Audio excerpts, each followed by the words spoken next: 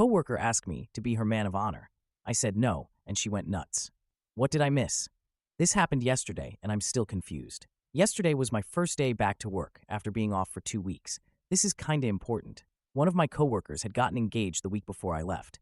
When she announced at work, we all did the congratulations and happy for her type of things. I thought it was over, so when I left for vacation the last I knew no plans had yet been made.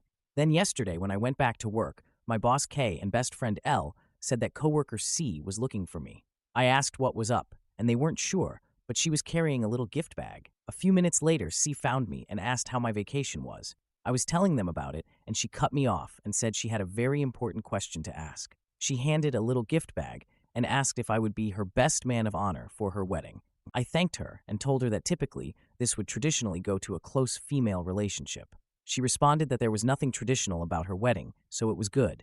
I looked over at L and K, who were both trying to keep from laughing. I again thanked her, congratulated her, and told her that I wasn't interested in being part of her wedding party and that I would be happier being a guest in the audience. I swear, when I said this, it was when we watched her entire demeanor changed and a switch flipped. She went off saying that I have to be in her wedding and that she doesn't understand why I would say no.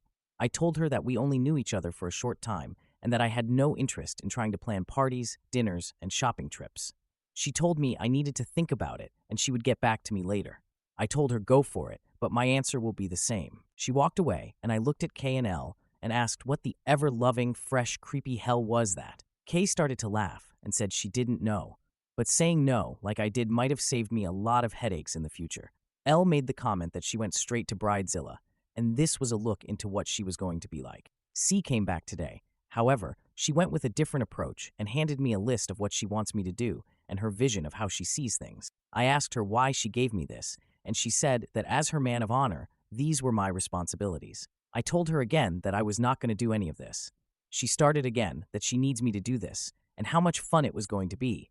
Then she asked, haven't you ever wanted to be part of something special? I told her I was. I was a nurse. Enter K, who could sense that I needed help, and told C one of her patients needed her help. I told K that if this keeps up, I might need her help. She said she was already watching it and would intervene if I needed it. What did I miss? We aren't that close. She just transferred down to my unit from a different unit 6 months ago. I had no idea who she was until that point. L is saying that she is close in age to me, and she might feel that to be enough of a connection. Did I miss something? When we are asked, are we supposed to automatically gush and jump up and down in excitement? Why is saying no a bad thing? Now for a few comments. One commenter said, it sounds like she has no one else in her life, and you being around her age and nice to her was enough to give you the honor. Stay firm and don't give in.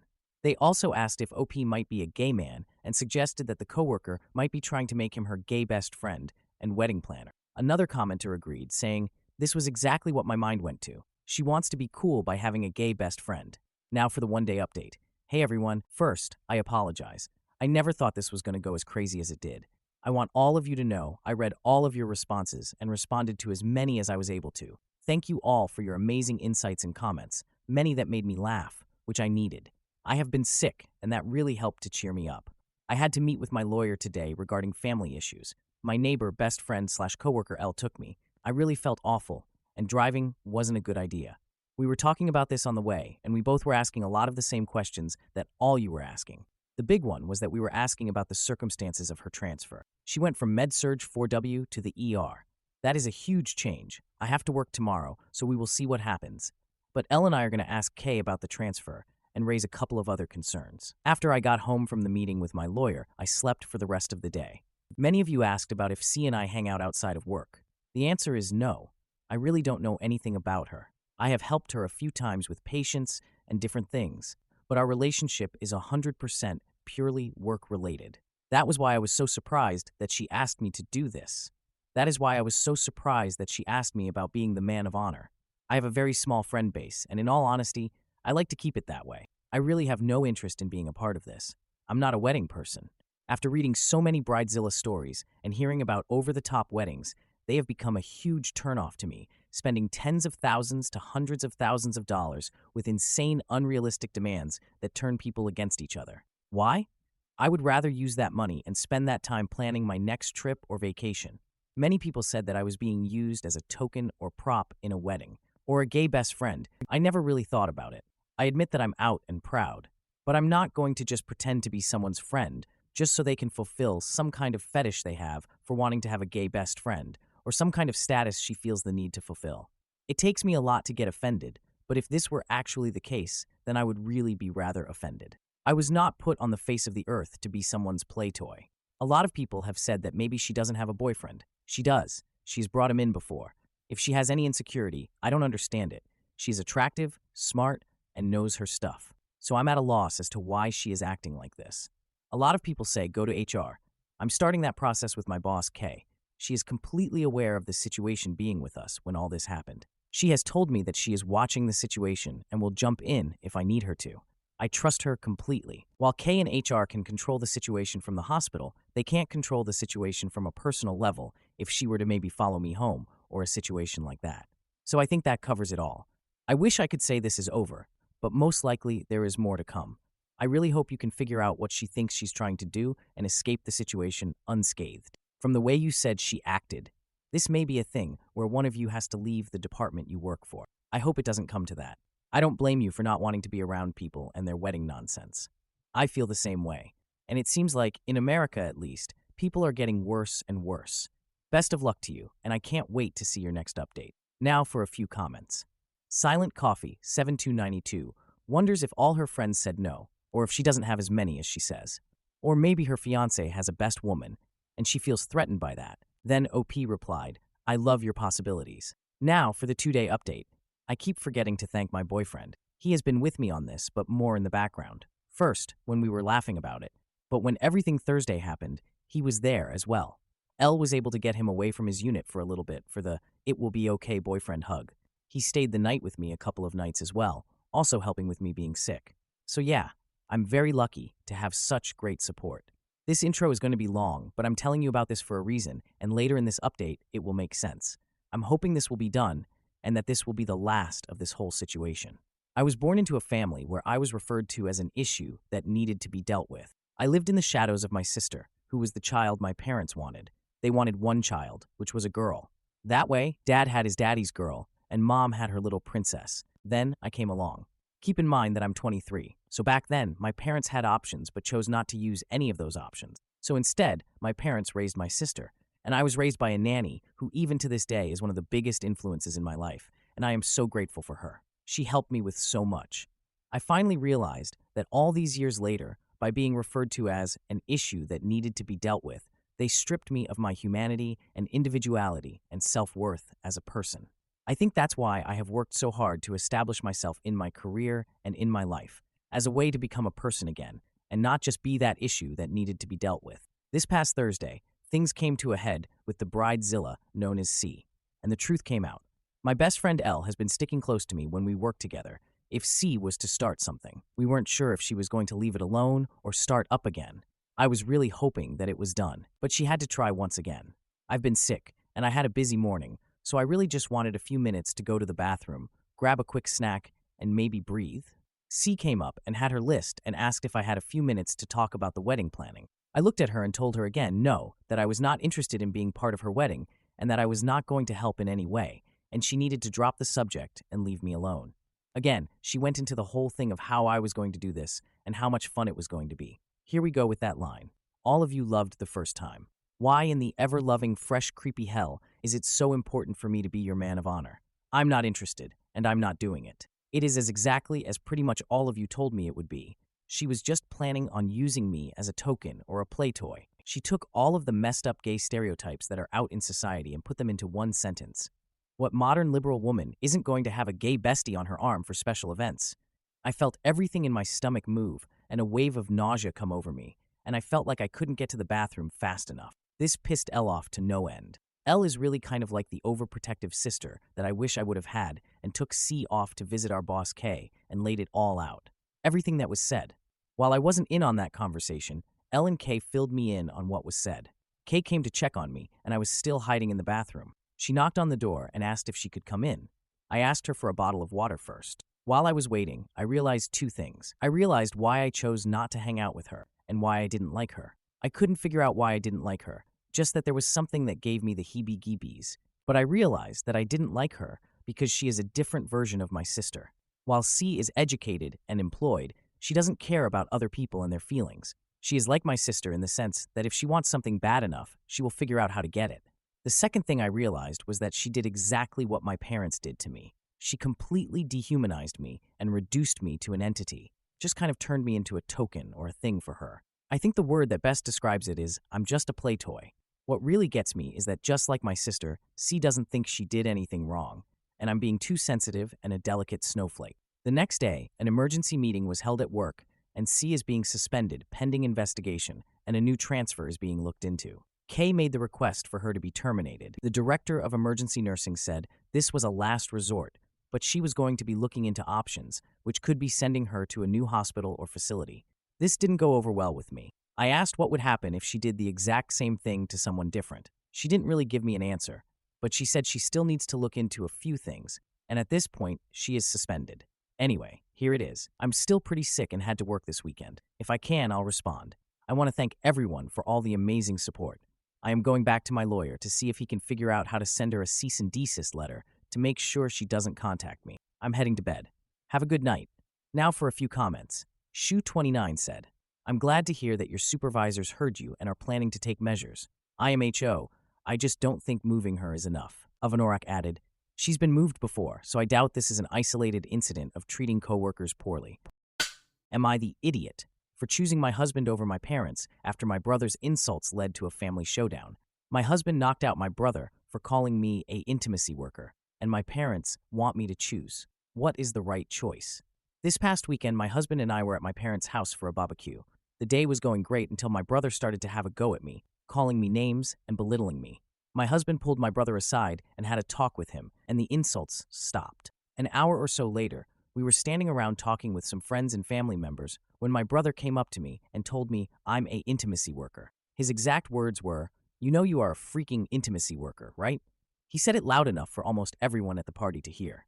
All I saw was my husband next to me look at me. Then I felt a push to the side, my husband stepping in front of me, and the next thing was my brother out cold on the ground with blood on his face. All I heard was my mother yelling and my husband saying, "You don't talk to my wife like that. I warned you already."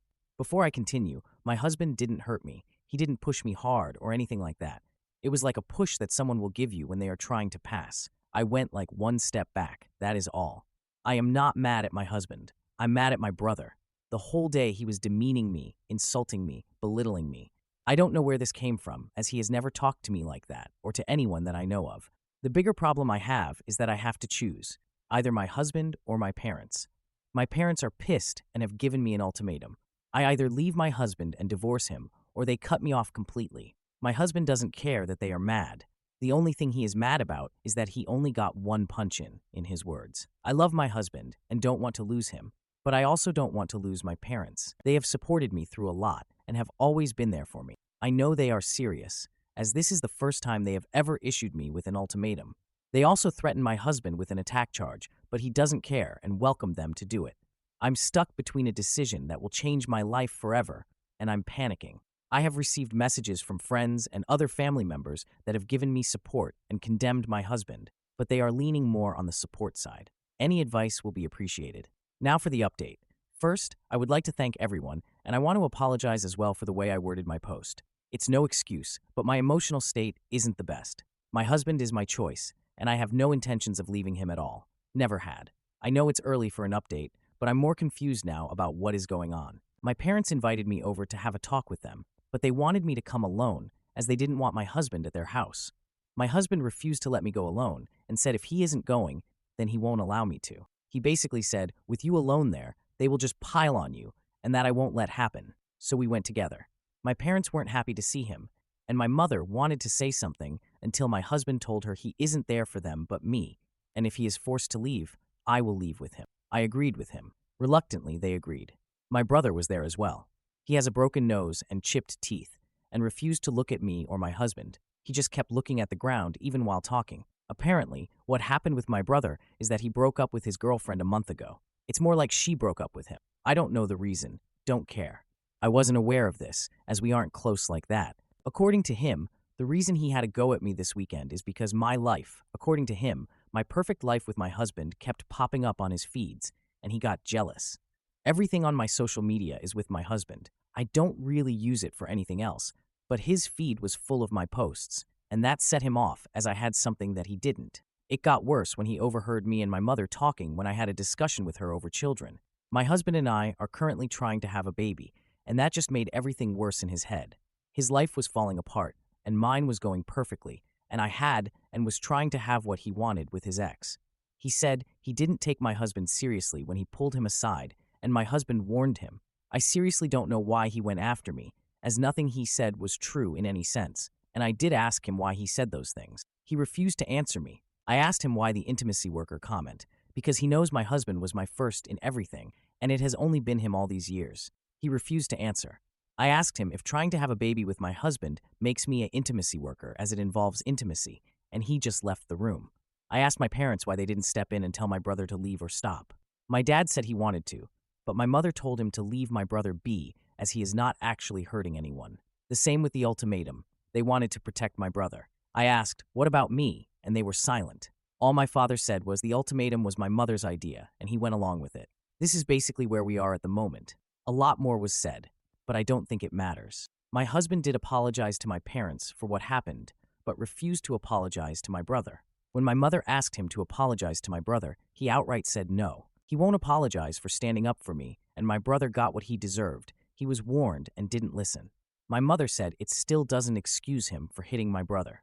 My husband asked my dad what he would do if someone called his wife an intimacy worker. My father said, "I will have a talk with that person, but will never hit someone." My husband laughed and told my dad he is a weak-willed, spineless man if he allows someone to demean his wife like that. That got my mom red in the face. I could see her get angry. That is when I told my husband it's time to leave. I told my parents that I will be going low contact with them, and the ultimatum they gave me broke the trust I had in them. I understand they wanted to protect my brother, but in doing that, they hurt me. This seemed to take all the anger out of my mother. They asked if I will be cutting them out completely, and I told them that is up to them. I don't want anything to do with my brother at the moment, as he can't even apologize for what he said to me. I told them if they can respect my wishes, we will see. When we got up to leave, my husband went over to my parents and actually still greeted them politely, but told my dad it's time to grow a backbone. I don't know what I saw, but I think it was shame on my mother's face because my dad looked at my mother and she looked away from him. This is where we are at the moment. My husband, on the way back home, apologized for possibly escalating things, but told me it was time someone told my dad the truth. He said whatever punishment comes, he will take and deal with any fallout. I don't need to worry or stress about anything. Am I the idiot for leaving my cheating husband without a word and refusing to pay him a dime? I was contacted by a solicitor, which confused me because I didn't need one for anything. She informed me that her client was seeking a divorce due to his wife's affair, and the investigator found that the affair was with my husband. The solicitor provided proof of the affair. My husband is currently at his brother's wedding as the best man, and I was supposed to join with our 5-month-old daughter. My husband is unaware that I know. I'm shocked, but the proof is undeniable. I've asked my sister to come over after work, and I'm planning to ask if my daughter and I can stay with her. I don't think I can face my husband at the wedding. I don't want to hear excuses. My sister's husband is a solicitor, and while he doesn't handle divorces, I'll ask if he can recommend someone. I'm just trying to gather my thoughts here. Now for a few comments. One commenter said, "My husband is terrible for helping with the wedding while cheating." Another suggested I find a place to stay with my child, get organized, and leave him. Someone else advised taking important documents, opening a separate bank account, and moving some money over. Now for the 1-month update. I told my husband I had been exposed to infection 19 and couldn't attend the wedding. My sister helped pack, and she's letting my daughter and me stay with her until I find a flat. When my husband returned home, he found a note saying I knew about the affair. The other woman's husband was filing for divorce, and I wouldn't be far behind. My sister's husband recommended a divorce solicitor. My husband and I both work, and we don't own a home. On my solicitor's advice, I opened a new bank account, but didn't touch our joint accounts. I'm not stopping my husband from seeing our daughter, and my solicitor said the law favors shared custody. I told my husband to have his solicitor talk to mine unless it's about our daughter. Now for the 2-year update. I'm now divorced. In Ireland, couples must live apart for 2 years before they can divorce, with no exceptions. My daughter and I lived with my sister for almost 3 months before moving into our own flat. My husband and I didn't own any property, so I left the flat we had while married. I opened my own bank account and left our joint accounts alone to be settled in the divorce. We communicated about our daughter through an app and everything else through our solicitors. I haven't talked to him about the affair or to his family or friends. My husband continued seeing the other woman for several months after I moved out, so I'm sure everyone knows about the affair, but it's not my problem now. We have joint custody, and I will pay him maintenance. Fault is not considered in a divorce, and an affair doesn't affect custody. I don't have to pay maintenance for him since he's living with another woman and plans to marry her. I've never met the woman he had an affair with or her family. My focus is on my daughter, and I'm civil with her father for her sake. I don't care about social media or talking about the affair. I only care about my daughter. Now for a few comments. One commenter said it's a good outcome, and not having to pay him maintenance is huge. Another remembered my story and thought I handled everything with grace and dignity. They wished me and my daughter well, and noted that I'm better off without my ex.